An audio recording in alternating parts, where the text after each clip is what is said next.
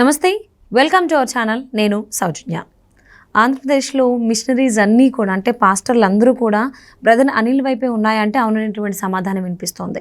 ఎందుకు అనంటే brother Anil పాస్టర్లందరికీ meeting పెట్టడం, అందులో తెరపైకి ఆనంద్ మూవీ హీరో ఎవరైతే ఉన్నారో పాస్టర్ రాజా ఆయన తెరపైకి రావడం, ఆయన షర్మిలకి అనుకూలంగా మాట్లాడడం చూస్తున్నట్టయితే పాస్టర్లు అందరూ కూడా బ్రదర్ అనిల్ వైపే ఉన్నారు అన్నట్టుగా వార్తలు వినిపిస్తున్నాయి. అదే సంకేతాలు తెలియజేస్తుంది. మరి అంశానికి సంబంధించి మనతో మాట్లాడడానికి, వారి విశ్లేషణని మనతో పంచుకోవడానికి ఈరోజు మనతో పాటు ఉన్నారు సీనియర్ జర్నలిస్ట్ డివిఎస్ గారు ఉన్నారు. వారితో మాట్లాడదాం. నమస్తే అండి. నమస్తే అమ్మా. అంటే 2019 ఎన్నికల్లో కూడా మిషనరీస్ అన్ని పాస్టర్లు అందరూ కూడా బ్రదర్ అనిల్ వైపే ఉన్నారనే దానికి మనం చూసాం. ఇప్పుడు కూడా అదే జరుగుతుంది. బ్రదర్ అనిల్ వైపే అందరూ ఉన్నారు.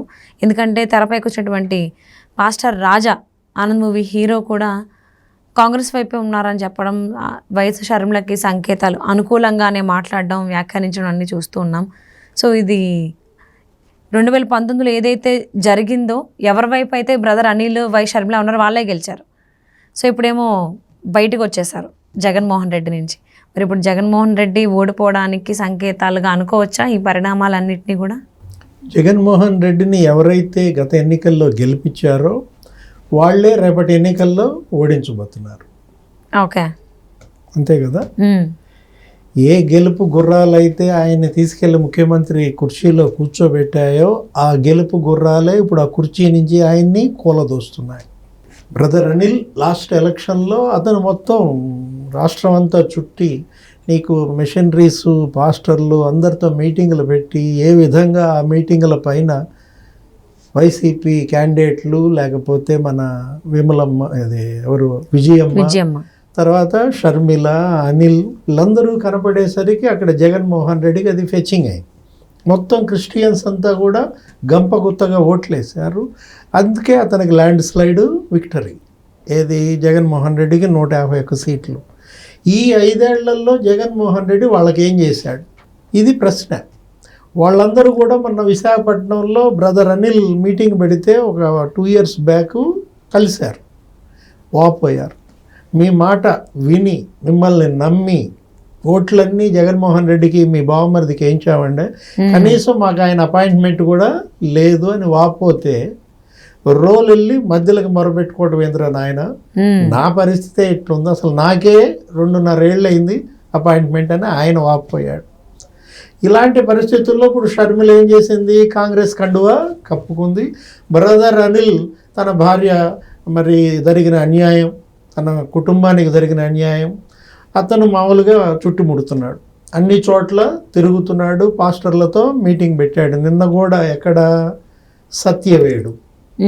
సత్యవేడులో నిన్న మీటింగ్ పెట్టి బ్రదర్ అనిల్ ఏమన్నారు, దేవుడు ఉన్నాడు,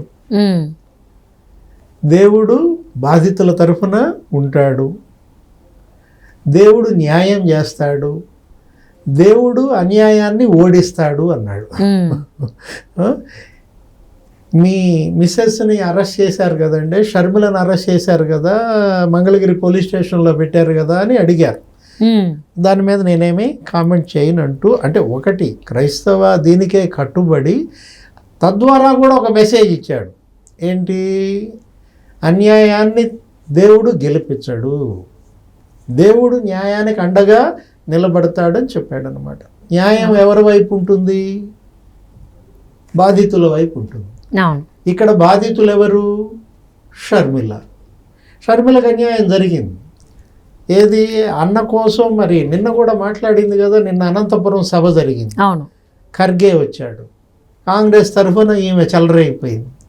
ఏమని, ఇదే చెల్లి నీకోసం 3200 కిలోమీటర్లు పాదయాత్ర చేసి నిన్ను గెలిపించింది, ఈ చెల్లి కాదా? సమైకాంధ్ర ఉద్యమంలో పాదయాత్ర చేసింది ఈ చెల్లి కాదా? నువ్వు జైల్లో ఉన్నప్పుడు నీ తరపున ఓదార్పు యాత్రను ముందుకు తీసుకెళ్ళింది ఈ చెల్లి కాదా? అప్పుడు ఈ చెల్లి అవసరమైంది, ఇప్పుడు ఈ చెల్లి ఎందుకని నీకు ఇదయింది అని అడుగుతున్నాడు, శత్రువు అయిందని. నా మీద డబ్బులు ఇచ్చి నువ్వు నీ మీడియా, నీ సోషల్ మీడియా నా భర్త గురించి నా గురించి అసభ్యంగా ఇలా ప్రచారం చేస్తారా అని బాధపడింది. అవును, దీనికి ఇంతకింత మూల్యం చెల్లించక తప్పదని హెచ్చరించింది. భయపడేదాన్ని కాదంది, పులిబిడ్డనంది. అవును, పులెవరు? వైఎస్ఆర్ రాజశేఖర్ రెడ్డి. నేను రాజశేఖర్ రెడ్డి బిడ్డను, ఇలాంటి ఉడతూపులకు భయపడేదాన్ని కాదు. ఇప్పుడు షర్మిల అసలు ఆమెను చూస్తేనే రాజశేఖర రెడ్డి గుర్తొస్తాడు. అంటే మొన్న ఎవరో ఒక సినిమా ప్రొడ్యూసర్ ఎవరో ఒక ఆయన ఇలాగే మాట్లాడుతూ ఏమన్నాడు, మీసాలు రాజశేఖర రెడ్డి, మీసాలు లేని రాజశేఖర రెడ్డి అన్నాడు. ఓకే, ఏది అంత డూప్ అన్నమాట. రాజశేఖర రెడ్డికి మీసాలు లేకపోతే ఇక షర్మిలలాగా ఉంటాడని స్టాంపు. అది ఇవాళ ప్రజల్లో ముద్ర పడుతోంది. షర్మిల వల్ల వాళ్ళు రాజశేఖర్ రెడ్డి టచ్ పొందుతున్నారు. షర్మిలతో మాట్లాడినా, షర్మిలను చూసినా, షర్మిల సభకు హాజరైనా వాళ్ళకి షర్మిలలో ఎవరు కనపడుతున్నారు? రాజశేఖర రెడ్డి కనపడుతున్నారు. అది చూసి కంగారెత్తిపోతున్నాడు జగన్మోహన్ రెడ్డి. నిన్న అనంతపురం మీటింగ్లో కూడా ఏముంది, రాజశేఖర రెడ్డి వారసుడే కాదు అసలు అన్న అంది. అక్కడే కాదు, చాలా చోట్ల అదే చెప్తాను. అంటే ఇప్పుడు అన్నా చెల్లెళ్ళ మధ్య యుద్ధం నడుస్తోంది. దేని గురించి? వారసత్వం మీద. వైఎస్ఆర్ వారసురాలు నేనని షర్మిల, వైఎస్ఆర్ వారసుడు జగన్ అని అతను. ఇలా వైఎస్ఆర్ వారసత్వం కోసం వీళ్ళు కొట్టుకుంటున్నారు. ఓకే, అంటే ఇప్పుడు వారసత్వం గురించి వీళ్ళు కొట్టుకున్నట్లయితే అలాగే మరి గెలుపు కోసం కూడా కొట్టుకున్నట్లేగా. అందుకనేనా ఇప్పుడు లాస్ట్ టైం ఏదైతే జగన్మోహన్ రెడ్డి కోసం చేశారో గెలుపు కోసం, ఇప్పుడు షర్మిల గెలుపు కోసం బ్రదర్ అనిల్ అదే పని చేస్తున్నారు. బ్రదర్ అనిల్కి మిగతా అసోసియేషన్లన్నీ అండగా ఉంటున్నాయి. అది వాళ్ళ ఉపద్రవం జగన్మోహన్ రెడ్డికి.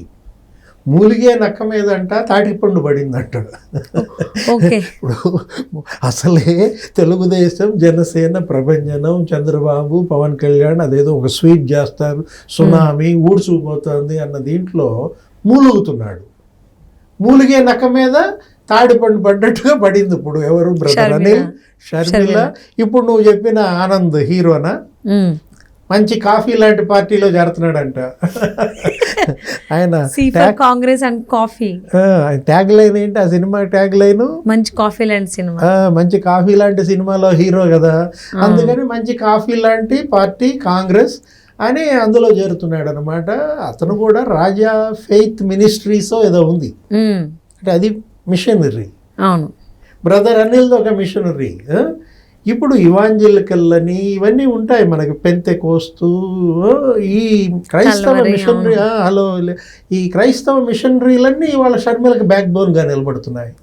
మాస్టర్లందరూ బ్రదర్ అనిల్ కలిసి సంఘీభావం ప్రకటిస్తున్నారు. అంటే ఒకప్పటి జగన్ ఓట్ బ్యాంక్ అంతా ఇప్పుడు వైఎస్ షర్మిల వైపు వస్తుంది, ఎందుకంటే వీళ్ళ వల్లే కదా అటు వెళ్ళింది కూడా. ఇప్పుడు జగన్ ఏం చేశాడు, ఇంకో అస్త్రం వదిలాడు. ఇప్పుడు వారుణాస్త్రం వదిలాడు అనమాట. అగ్ని మండిపోతుంది, షర్మిల అగ్ని మండుతోంది కాబట్టి వారుణాస్త్రంగా ఏది వదిలాడు? మేనత్తను వదిలాడు. మేనత్త నీకు తెలుసు ఎవరు? విమలమ్మ. విమలమ్మ నిన్నెక్కడికి వెళ్ళింది? ఒంగోలులో ప్రత్యక్షమైంది. ఒంగోలులో విమలమ్మ పక్కన ఎవరున్నారు? బాలినేని శ్రీనివాసరెడ్డి కొడుకున్నాడు, ప్రణీత్ రెడ్డి. ఇంకా మామూలు ఎపిసోడు. ఆమె ఉపన్యాసం, సువార్త. ఆ సువార్తలో విమలమ్మ గారు ఏం బోధించారు?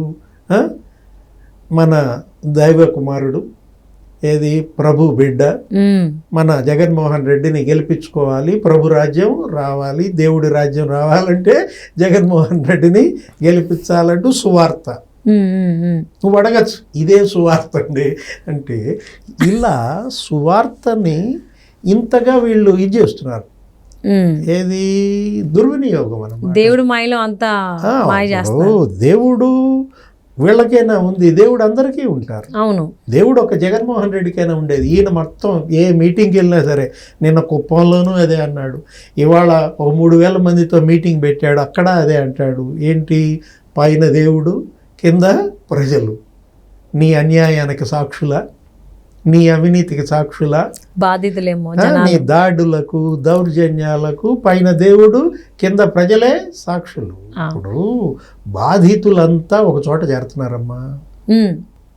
చంద్రబాబు బాధితుడే, తెలుగుదేశం అంతా బాధితులే. 53 రోజుల పాపం మాజీ ముఖ్యమంత్రినే జైల్లో పెట్టారు.